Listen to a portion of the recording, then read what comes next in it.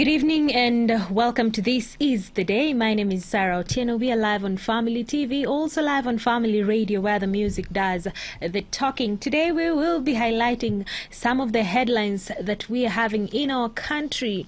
And remember, the WhatsApp number to use and contact us from is 0786 316 316. That is on WhatsApp. SMS line 20316 on Facebook and Twitter at Family Radio 316. And thank you so much for making time for This Is The Day. Before we look at the COVID-19 cases, an update was given today by the Chief Administrative Secretary for the Ministry of Health, Dr. Mercy Mwangangi. And the cases now are at 179, but we'll be looking at that a little bit later. For now, let us start with what is happening in Kirinyaga County. The representatives, the political leaders of Kirinyaga County came together and they wanted to impeach Governor Anne Mumbi Waiguru. Now, right now, the High Court has actually ordered that impeachment session that was supposed to take place tomorrow, the debate was supposed to take place tomorrow, it has halted that proceeding.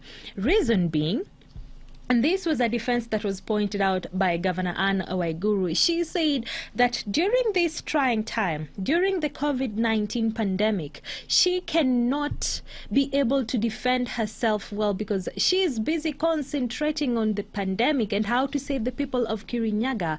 And on that note, she might not be able to provide enough evidence that will support her and what she has been doing for the county. And that way she asked the High Court to give her time. Resulting to that, the High Court has actually halted that debate for the impeachment motion that was supposed to take place tomorrow in Kirinyaga County. But this has created mixed reactions from the leaders of Kirinyaga County, political leaders of that area, saying this is just an excuse. Could it just be an excuse? Considering that Governor Anne Waiguru was actually accused of abuse of office, not being so much active in office, and sometimes just assuming, for lack of a better word, to take care of the people of Kirinyaga. But right now, that motion has been halted until further notice. This was a directive from the High Court and that means the motion will not take place until that time comes. So yes, watu wa Kirinyaga, Governor Anne Waiguru is not about to be impeached anytime soon because of the COVID-19 pandemic, because she will not be able to provide the evidence that she needs to defend herself before the county members of parliament and the representatives of the people of Kirinyaga County. And on that note, watu wa Kirinyaga, today I want to hear from you. Do you think Governor Anne Mumbi Waiguru is a good leader for you? Because I know there are some people who are listening and watching from Kirinyaga. I know there is a friend, Jocelyn, who is listening all the way from Kirinyaga. I want you to tell me, do you think she is a good leader? Do you think the county assembly should go on with the impeachment motion that they are having in place right now, considering that we have had cases where governors have been impeached? Talk of Kiambu County. The former governor, Ferdinand Waititu, was impeached, commonly known as Baba Yao, and he left office. So what is the way forward for Governor Anne Waiguru? That is what I want to hear from you. And if she is a good leader or not, give me your explanations. The WhatsApp number that you can use is 0786 316 316. That is on WhatsApp. SMS line 20316 on Facebook and Twitter at Family Radio 316. So how many of us have WhatsApp applications on our phones? Most of the people, and with the technology and the phones that we have right now, WhatsApp is the way to go, and most of the people have the WhatsApp application on their phone, and they are using this application to receive and pass information, which is a good thing. But something else comes with this WhatsApp: the spread of fake news and information that is intimidating, and to some extent even causes someone to go on a bad mood. No offense there, but sometimes, and especially right now that we are battling the COVID-19 pandemic, we have so many cases of forwarded messages.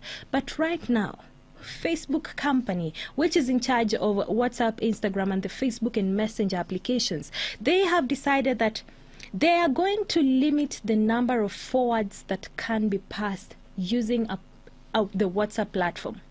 So that means if you receive a message on your WhatsApp platform about any news on COVID-19 or any other news for that matter that has been forwarded to more than 5 chats, doesn't matter whether it's groups or individual chats. If this information and these stories have been forwarded to more than 5 chats, then you cannot forward it to other people. It can only be done once at a time. Remember, just last year, there was a rule that was given by the Facebook company and those in charge of WhatsApp, and they said that the forwards can be done until 15, and then now it was dropped to 5, and then right now you cannot forward more than once. That means if you have to forward, then you will have to do it to one person at a time. And they're saying these are just some of the measures that they're putting in place to reduce the spread of fake news about COVID-19. And ask me, I will tell you that this is a good move, because some of the information that we are getting from our WhatsApp groups, the WhatsApp chats, are not very healthy when it comes to the spread of information about COVID-19. We are not saying that WhatsApp is not a very good platform. It is a good platform, because right now, as people are in quarantine and people are just working from home, it is a platform that people can use to communicate to their loved ones. We've seen churches, we've seen groups and Christian groups that are sending messages of encouragement through their WhatsApp platform to their members. Yes, it is good. But when it comes to the spread of fake news, the WhatsApp is also a very major channel that people are using to spread the fake news. So for that matter, Facebook has said it is limiting the number of times that one can forward messages to the next person, to the groups. And ask me again, I will tell you that this is a good move. If you are in agreement with what I am saying, yes, tell me your reasons. Mine is to maybe what they're saying, the authorities are saying, is to limit the spread of fake news. But I also want to ask you, have you come across any fake news that was spread through your WhatsApp number, through the group that you are in? The WhatsApp number to use is 0786 316 316, SMS line 20316. We're live on Family TV, also live on Family Radio, where the music does the talking. Thank you so much for making time for This Is the Day with Miss Sarah Otieno. It is a blessing that you're here today. Frederick Owino, all the way from Kisumu. How are you doing, my friend? Thank you so much for tuning in. You're saying on the issue of WhatsApp, how about spreading healthy message? I don't support that at all. Let them come up with another way. Thank you for your feedback. We also have Calvin's Owino. You're saying Anne Mumbi Waiguru is totally incompetent and should be impeached with immediate effect. Oh, thank you so much, Calvins, for giving your opinion on that. But remember that right now the impeachment motion has been held. That is an order from the High Court and must be obeyed even by the county representatives of Kirinyaga County. But thank you so much for your response. I'm really appreciating. Jocelyn is saying, we must say that Anne has tried, but she is not very up to the task, according to the people of Waiguru. So yes, she should be put to task. That is a response from someone who is watching from Kirinyaga. Thank you so much, Jocelyn, for tuning in and texting today. We also have someone else who's texted through the SMS platform. Your name is Natasha Wangui. Natasha Wangui, and you're saying this is actually a message from the previous show, but thank you so much for tuning in today and for tuning in to Family TV. We appreciate that. And talking of the COVID-19 virus that has caused all this information and all the new regulations that have been put by the Facebook company and the WhatsApp for the sake of forwarded messages. Today, and according to the Chief Administrative Secretary from the Ministry of Health, in the last 24 hours, we had 305 people being tested for COVID-19. And out of those that were tested, 7 tested positive. And that brings the number of positive cases in our country to a total of 179 cases. And out of these 7 cases, we had 5 cases from Nairobi. We had 1 case from Mombasa. And for the first time, Uasin Gishu County had 1 case. And there was also some good news. 2 cases cases were discharged in the past 24 hours. And let's listen in to what the CAS had to say about this. Fellow Kenyans, in the last 24 hours, we have tested a total of 305 samples, out of which 7 people have tested positive for the coronavirus disease.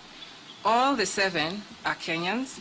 4 of them have a travel history, 1 from Congo, 1 from the UK, and 2 from the USA. In terms of distribution per their counties, we have 5 of these cases having been tested in Nairobi, 1 in Mombasa, and 1 in Uasin Gishu. 2 of the cases emanated from our mandatory quarantine facilities, while 5 were picked up by our surveillance teams. This now brings the total number of those who have tested positive for the disease in the country to 179. In terms of age breakdown, of all our 179 cases, 3 of these cases are below 15 years of age. 49 of these cases are between 15 to 29 years of age. 114 of these cases are between 30 to 59 years, while those above 60 are 13. And fellow Kenyans, if you allow me to really emphasize on this, when we look at our age distribution, this coronavirus disease is actually affecting the more productive members of our society. You can see, like I've said, only 13 are above 60, and therefore a large majority of the population falls below this, meaning we do need to take charge, we do need to observe the various interventions that we've put in place. However, we do have one piece of good news. One of the patients who was in critical care in one of the private facilities in the country has been discharged to the general ward today. This is a Kenyan who was in critical care, who was on ventilator support. He has now been taken off ventilator support, and we require to celebrate the various doctors who have been aiding in his recovery. Well, we must say that it is good news to know that people who were treated as critical in the previous days are now getting better, and we are hopeful that we'll be having more positive news in the coming days. She also pointed out something, that majority of the people that are affected with this virus are in the productive age, and we only have 13 above the age of 60. So that calls for more vigilance. Even as we're going through our daily activities, we should be more vigilant. Yes, that is something that she pointed out. And she also said that the government is working to make sure that these cases do not escalate and increase in the coming days. How are they doing that? They're training medical personnel on how to handle people who've been affected with COVID-19. And apart from that, 500 more doctors are being hired to help the doctors that are already practicing to make sure that this situation is contained, if not totally managed. And apart from that, she also commended Kenyans and different corporations that have come together to help to extend a helping hand. Talking of that, the Kenya prisons are actually helping the government by making masks, and that is a good move. She also said that those private facilities that have oxygen cylinders that are not in use right now should extend a hand to the government because they are needed the most at this time. Listen up. For our corporates, I'm pleased to announce today that Safaricom PLC has offered us the utilization of their more than 175,000 agents across the country to provide a logistic and distribution system for us. And as we continue, we shall appraise you of how that will work. I'm also pleased to announce that Kenya Prisons has agreed to engage and to help us in supplying and in making additional face masks. I would like to encourage institutions and corporations in Kenya to continue lending a helping hand as we fight this epic fight. All private testing facilities, as a matter of law and invoking the Public Health Act, are required to share their results with the Ministry of Health for the purposes of monitoring this situation and ensuring that the proper notification is done in accordance with international health regulations. In addition to the previous measures that we've taken in place, well, that is a requirement that has been given directly from the Ministry of Health. And right now, they are the body that is in communication with the government and directly to Kenyans. So every other medical facility that has these cases are required to report and counter-check their information with the Ministry of Health so that we have the right information of those who've been affected or infected with the COVID-19 virus. But apart from that, there is another directive that was given today as a measure of preventing people from getting more cases of COVID-19. And that went directly to the salon and the barber shops, especially in Nairobi and across the country as a whole. So the directive was very simple. Every personnel in the salon and in the barber shops must have protective gears. And by that, I mean masks. And they will also be giving information on the number of people and customers and clients that they're supposed to be having at a time. But for the moment, they are supposed to observe hygiene, and that calls on them to wash their hands and make sure that they provide sanitizers, even for their clients. And listen up to this. Starting today, all salon and barbershop operators must wear face masks while attending to their clients. Further to this, we shall be giving further instructions on how you restrict the number of clients you have in a salon to avoid the crowding in our salons and barbershops. We must also ensure that our salons and barbershops have hand sanitizers and their clients actually maintain social distancing and they practice basic hygiene in their operations. So if you're planning to visit your barber or your saloonist at this time, then maybe you should think twice. And if not, make sure that you maintain social distance and proper hygiene and have the protective gears that you're supposed to be having, including a mask. Because if you're found not doing this, you might be on the wrong side of the law. And thank you so much, my friend Mercy from Naivasha. You're tuning in and listening to the evening show. This is the day. Asante sana for tuning in today. We bless the Lord that you are well. Yes. You know, the Ethics and Anti-Corruption Commission has been working, and not only the EACC, but we've also been having the DPP's office working hand in hand to reduce the cases of corruption in our country. And many people have been arrested. We've seen this in the last year, and even this year we've seen cases of people who've been put into book, and they've been asked questions on where the money that they're supposed to be working for the Kenyans has gone to.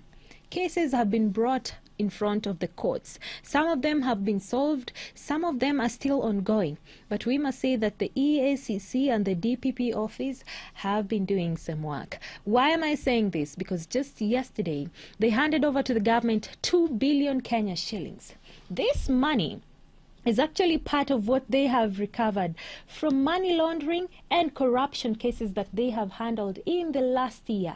2 billion Kenya shillings handed over to the government. What is this money for? This money has been added on the emergency funds that are being put aside by the government to cater for the health issues that escalate. Talk of the COVID-19 pandemic. During this tough time, we need as much money in the government as possible. You know, we need masks. We need sanitizers to be distributed across the countries. The government cannot do this if our budget is tight. And that is what the DPP and the EACC has come together to do, handing over 2 billion Kenya shillings to the government to add on top of the emergency fund that has been set aside to cater and combat the COVID-19 pandemic. Listening to what the representatives of the EACC office and the DPP office had to say. I have been requested by the two gentlemen on my right and left that they want to undertake an important gesture or present to the National Treasury a check. Every single day, the need for budget support keeps on increasing. We are not only addressing the issue of masks, we are not only addressing drugs, because it touches every nerve of the economy. He felt that after the call by His Excellency the President on the COVID Emergency Response Fund, that these funds could be used towards helping Kenya. And this money that you are seeing here being handed over to the committee is a product of the plea bargain. We still have money, the way the DPP has said, that is hanging in court because there are some cases that we are not able to get the money because people have appealed. So until the appeal is gone, is when we'll be able to recover that money. And that money, we believe that in the long run, both with the DCI, the DPP, and other multi-agency teams, entities, will be able to deliver more money to the government. And that has been the boss of EACC, Twalib Mbarak, and also the DPP, Nordin Haji, telling Kenyans that, yes, this money was recovered. Some of the money is still in the process of being recovered. But up to now, 2 billion has been handed over from the two offices to the government to take care of cases and situations where we might be having a shortage when it comes to dealing with the pandemic COVID-19. And that is a good move. I don't know what you feel about this. Text me in your comments, and I can see Martin is already texting. I am waiting to see your message on this. Thank you so much, Martin, for tuning in today. I also need to know your views. What do you feel about the move by the EACC and the DPP to hand over 2 billion Kenya shillings to the government to help with the fighting of COVID-19 pandemic? 0786 316 316. That is on WhatsApp, SMS line 20316. Remember the case of Deputy Governor Gideon Saburi? That is the Deputy Governor of Kilifi County. He tested positive of COVID-19. And he was put to forceful quarantine, arrested and put on forceful quarantine. But this came days after he traveled outside the country, came back to the country, to the county of Kilifi, and refused to isolate himself, refused to quarantine himself, intermingled with different people. And following these cases, following his actions, more people were exposed to the COVID-19 virus. This called on different organizations and different heads of the republic, including the president himself, to actually say that he should be subjected to questioning and he should face the law, because he made different people, especially in Kilifi County, to get the COVID-19. And after he was released from quarantine, when he tested negative, he was immediately arrested. But right now, the DPP Nordin Haji is actually calling on the government endorsing authority and even the court of law to make sure that they give him the extreme penalty.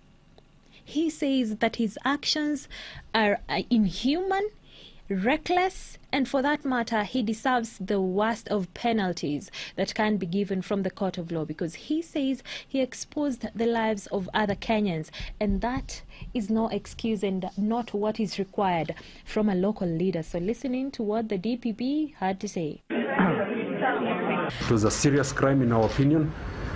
He has resulted in quite a number of people being infected or suspected to be infected, and he has to face the law. If anybody, including the police or prosecutors or the magistrates, break the law, they will face the law, especially in relation to the COVID pandemic.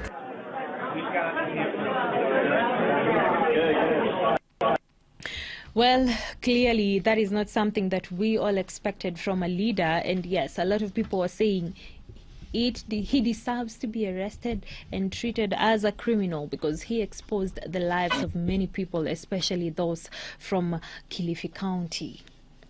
Let's wait and see what the law is going to take, what direction the law is going to take on this, and let us just wait. In the meantime, Martin Gadoni, you're saying thank you so much for the show today. I like the fact that the EACC is giving back this money to the national government as it was directed in the BBI proposal. Maybe this is the right way to go. And apart from that, we need the money right now as a nation to make sure that we secure more masks and medicine for the people who are suffering from COVID-19. Kudos to the EACC and the DPP. Thank you so much, my friend, for tuning in today. We also have... your name is Jen. Jen is saying, "Wow, today, hands up. The government is doing a good job, and the EACC is really trying to make us see that they are doing their job. 2 billion, although I think is not enough money from what they have recovered from the corruption and money laundering scams in our country." Please remember that it was pointed out by the DPP and the EACC head, and they said some of these monies are yet to be recovered from the corruption cases. Most of these people have appealed, and for that matter, they cannot get back the money. So there is hope that more money will be recovered back to the government. But for now, the 2 billion has been set aside to make sure that in case anything is needed in the pandemic, this money can be used to cater for these needs that come with the COVID-19 virus in our country. So last Friday, we had a case of police brutality. This was for a 23-year-old man, and his name was Eric Ngethe, all the way from Kwale County. This guy was arrested during the curfew hours. He was arrested in a local pub in Kwale County. And after that, he was beaten up by the police. Went home, complained of pains, and then after some time, the Wednesday, that happened on Friday.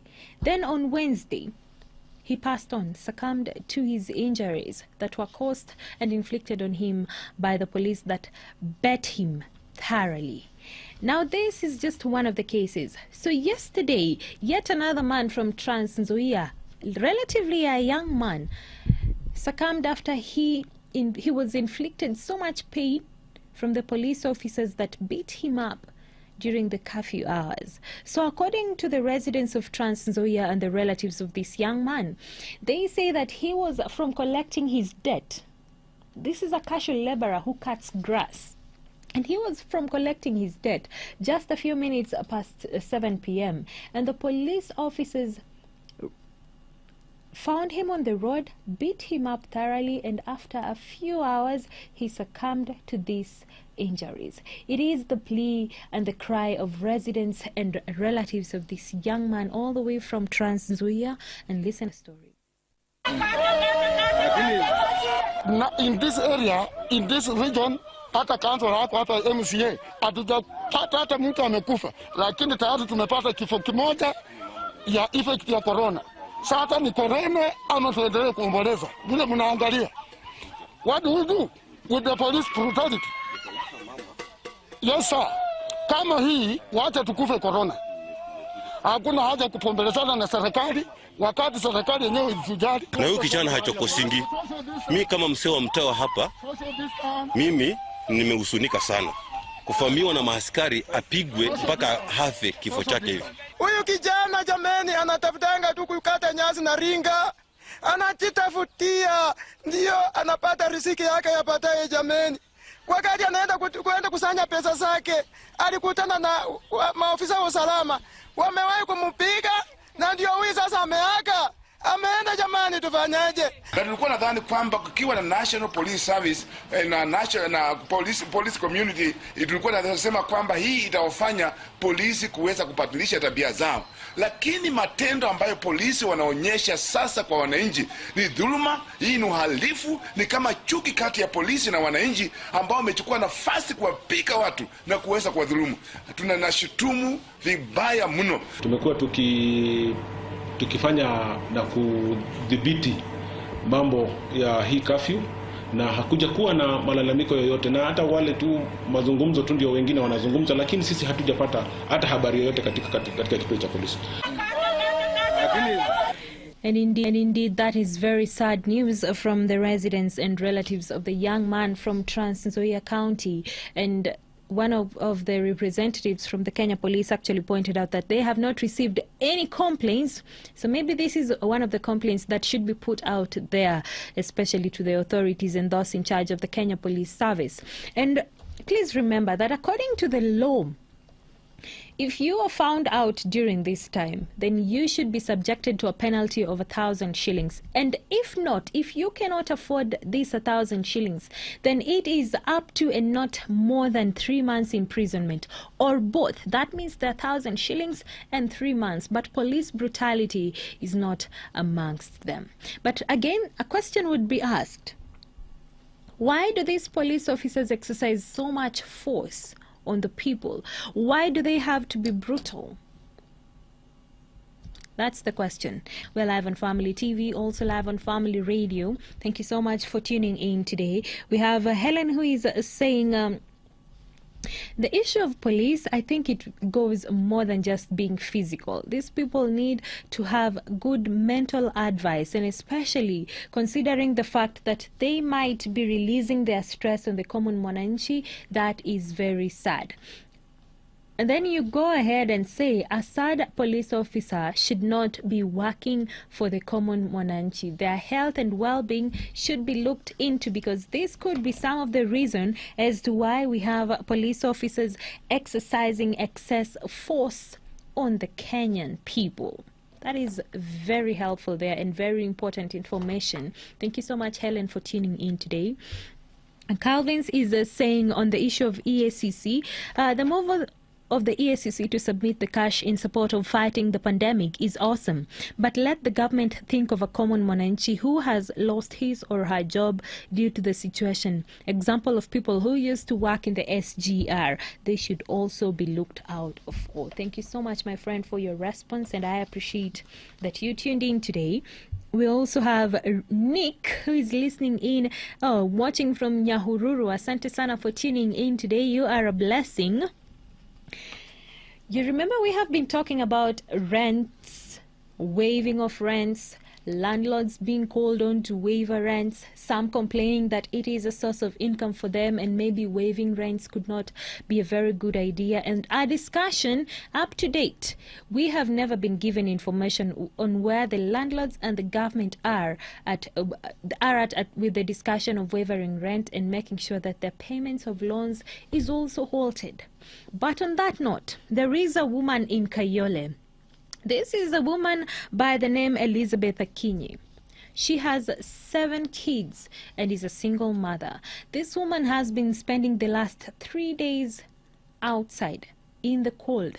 The nights, these young children have called a home one of the corridors in Kayole. Reason being, they were thrown out of their house by their landlord, who claims she has an arrear of up to 6,000 Kenya shillings. So according to the woman, Elizabeth Akinyi, she's not disputing that. Yes, she has an arrear, but they had reached an agreement with the landlady, and she had even given out some of her belongings to cater for this rent, and so that the landlady can hold on to as she looks for ways of paying off this debt. Being a casual laborer who just washes clothes for people and depends on daily income to fend for her family, during this time of COVID-19, it has not been an easy time for her, because she cannot find work prior. How it was before is not the same case right now. But as Elizabeth explains, all this was done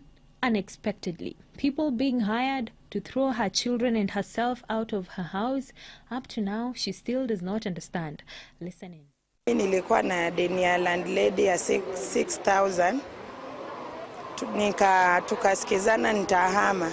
Sasa wakati tulisikizana nitahama, walikuwa wamekuja, nimerudi hivi, ndio huyo ashanitolea vitu nje. Na wakati alikuwa anatoa vitu nje, mimi sikuwa, nilikuwa nimetoka. Akapata watoto, akakomboa watu hapa nje, akaenda kwa nyumba, akatoa watoto nje asubuhi. But walikuja na civilian, but gari ni ya government ya GK. Ile harakati nilikuja hapa, nikauliza huyo kijana, mbona unafanyia mama hivi? Kwa sababu huyo mama ni mwenye akona watoto wadogo. Umesikia? Sasa watoto wadogo kama huyu mdogo, anaweza kuaje analala kwa mvua? Hiyo ni kitu yenye serikali anafaa kuangalia, kila mmoja anafaa kukuwa na right yake. Sikukataa kulipa, hata nilikuwa nimempea assurity. Nilikuwa nimempea gas na side moja ya kabati ambayo ako nayo hata hajatoa. Hii mama ni kupigwa teke na kafurushwa nje. Mama wakati alikuwa anabeba mtoto kwa mgongo, alipigwa teke akaangusha nje. Hiyo sio roho ya Hutu. Well, it is a sad day and night for that woman in Kayole Center, and she says, and according to some of the residents that we have seen in the clips and heard, they're actually being emotional about the conditions that these children are sleeping on. And indeed, this has left people torn between. Could this be a landlord asking for her rights. And now where do we draw the line of humanity? And especially during this time that we have the pandemic. Where should the line be drawn? When you have people having your arrears and you have loans that you need to pay off and you cannot afford that, where should the line be drawn? And especially with the landlady, that is the big question. Patrick Kimanzi kutoka Wajir, you're saying you're worried about the COVID-19. Pray for me, niwe na amani. We pray that you will find peace, my dear. And also just make sure that you adhere to the regulations and the rules that have been given by the Ministry of Health and also the World Health Organization. And be safe. Protect yourself and your loved ones, and you will not have to worry. But thank you so much for your response and the message that you have texted in. It is a blessing. You know, since the president said that there will be no movement of vehicles and any kind of transportation, either by road, by rail, or by air, out of Nairobi to other counties, and today, from 7 p.m. today, it is going to be enforced in Mombasa, in Kwale, and in Kilifi counties. There will be no movement from and to those counties. But right now, let's talk about Nairobi. The PSV operators, the public service vehicle operators, have actually complained that it has not been a very easy time. Tough times for these people who depend on the movement of vehicles to Nairobi and to other parts of the country, including Mombasa, the western part of the country, even the Nyanza side of the country. And right now, since vehicles cannot move from Nairobi to those areas, they are suffering. And it's not only the vehicle operators. We've also come across traders who sell to these travelers. And right now they're saying, as much as it is a good move by the government to make sure that they curb the spread of COVID-19, business is not doing well for them. This is what they had to say. Nimetoka sehemu za Mombasa kuanzia saa 12 asubuhi jana. Tulisafiri mpaka tukafika Nairobi hapa saa 9. Sasa kufika hapo gari lilikwama kabisa, walisema gari hawezi kuendelea na safari. Sasa tumekuwa hapa na watoto, hatuna la kusema la kufanya. Tumekuwa hapa sasa, tuomba tu tuweze kutusaidia. Kukula kwangu kunategemea hii barabara. Kwa saizi nafanyia Narok. Lakini familia yangu inaishi hapa Nairobi. And by the way, nilikuja kuwasalimia, nirudi niende kazi yangu. Sasa nimefungiwa, sijui watakulaje kwa sababu sijaenda. Mimi ndio gala, mimi ndio kila kitu. Ile serikali imesema magari isafiri kwenda Ushago. Tunaona kama njaa ndio itatua juu corona tuioni. Ni njaa itatua ndio tumeanza kuona sasa. Sisi vijana wengi hapa kama unavyoona hawa vijana wote ni watu ambao tunategemea kupata riziki kutokana na mabasi. Sasa hizi tunaambiwa hakuna usafiri, hakuna kupakia abiria, hakuna kuteremsha abiria. Sisi sasa sijui tutafanya nini ndio tupate riziki. Tunaambiwa kwanza lockdown inakuja, hata kabla tufike kwa lockdown. Hizo siku 21 mimi ni mtu ambaye nifanye kazi leo nipate 200 niende kulisha familia yangu leo. Wametumiwa pesa kwa wizi. Chakula ya kukula. Lazima tukuje asubuhi tuwatolee, na ile inaendelea na kukuja ndio asiumie. Ninapokuja ninaenda na sabuni, naenda nimenunua mboga, chakula napata. Sasa hii nimekuja na kilo 2 ya njugu na kuanga hoka. Sijauza hata mtu mmoja, nitauzia nani? Kila mtu ana pesa. Tunategemeanga hao watu wana travel ndio tunawauzia. Yaani maisha yetu imekuwa mwisho. Mtu aliregister huduma namba. Atumedo kwa account yake na to keep off janga juu imekuwa ni too much. Well, according to the traders and those operating the public service vehicles, then indeed it is a tough time for them. And remember, the Ministry of Health actually told us yesterday, the CS Mutahi Kagwe himself said that we should brace for hard times. Maybe these are some of the hard times that the government was actually pointed out and meant when Mutahi Kagwe said that. But we should just be careful. And I remember someone commented when this curfew was imposed on the country, and he said, you know what, it is 3 p.m. when the president is releasing this order, and we only have a couple of hours to the curfew. So most of the people were locked out of Nairobi, and even some who are in Nairobi and reside in other parts of the country were also locked in Nairobi. So right now we just need to survive. Ama namna gani? We're saying You did not give me your name, but I am thinking this is Sudi, actually, listening in from Butula Sub-County. Thank you so much for tuning in all the way. That is Busia County. And you're saying, let the woman who was thrown out of her house report to the nearest police station. I believe she will be assisted. It's an offense to subject a tenant to annoyance. Oh, thank you so much, Sudi, for tuning in and for your response. We really appreciate that.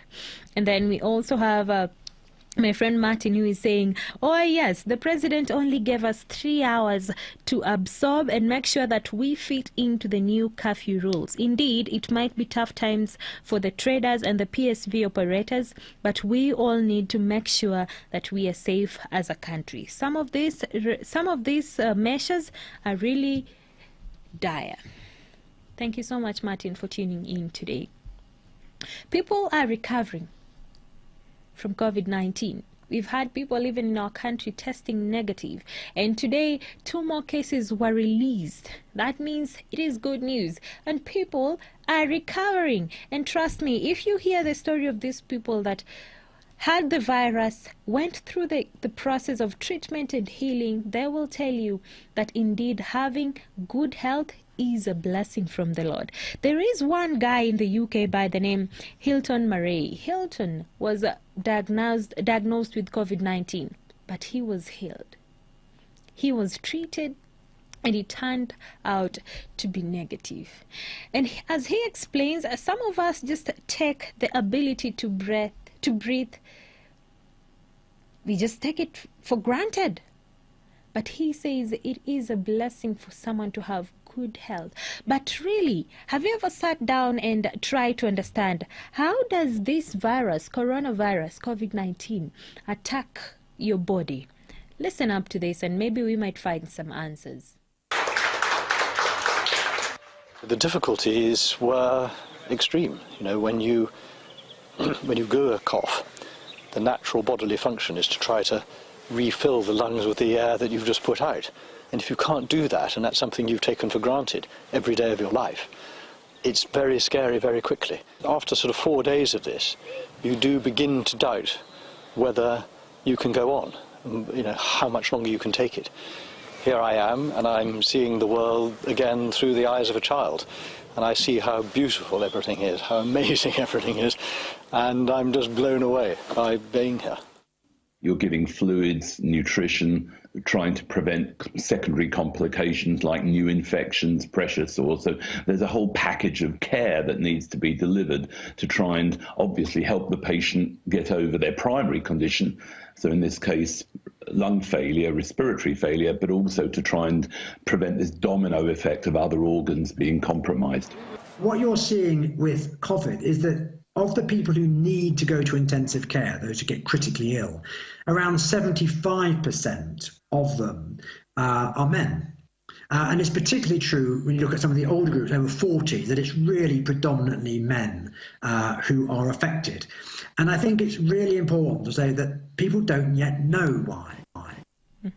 Well, clearly from the explanations that are being given by the medics there, it is something that you do not want to be subjected on. So please just make sure that you stay safe and stay at home and make sure that you adhere to the instructions that have been given by the Ministry of Health and also the government itself. We have Ken Masiolo, Mr. Ken Masiolo, you're tuned in and watching from here. Where is here anyway?